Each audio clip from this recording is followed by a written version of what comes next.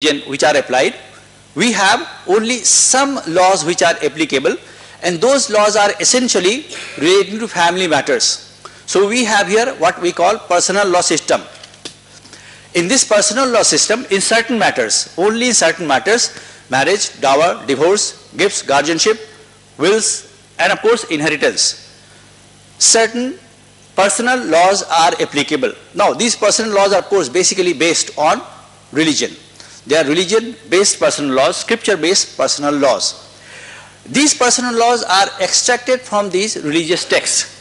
They are extracted, and therefore they have good deal of religion, correctly extracted. But also they have some kind of, sometime in the process perhaps somehow, some perversion has taken place or some inaccuracies have taken place. We have seen that earlier in the case of triple talaq.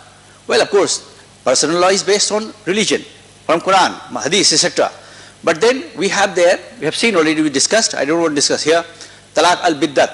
Biddat itself means invention, it means creation, it means something which we have done it, which we have unnecessarily imported, created, and which is not Islamic. Therefore actually this is something, impurity, which we have brought in. Now similarly here we have of course all other rights under the personal laws, of course shown card. So here we have of course all kinds of rights under the talaq-e-tafweed in favor of women. We have discussed. Then you have got khula, you have got mabarat, and then in India of course there is Dissolution of Muslim Marriage Act 1939, where in section 2 you have enumerated a large number of grounds which are available. And those grounds are all available for the purpose of getting liberation. But here of course one of our friends was suggesting, why do we discuss so much about separation? Why should we discuss only about divorce? That cannot be a solution. Yes, for their well-being, for sustenance of the marriage, we should ensure that the personal laws work well, that the situation remains good. But I think there we have to look at the society.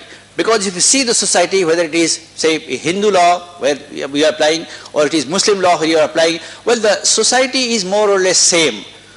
The rights are given to women. Of course if you see the say law of inheritance in Islam, out of 12 Quranic heirs, 8 are females. 8 are females. But if you see the reality, is very different. Whether it is inheritance or it is talaq, the situation is same. It's absolutely deplorable. It's deplorable. They are not given their shares, they are not given their due. But then question is why? Why this is happening despite having such laws, such religions, etc. There are many things which are available under laws but which are not given to them. And this is because, you see, the society is basically lagging far behind the laws, lagging far behind the religion even.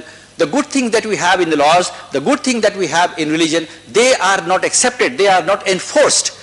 They are not enforced, they are not accepted because the society is basically backward looking. The society is not properly educated. The society, in fact I know about at least Muslim law, Muslims mostly don't know the laws which are applicable to them.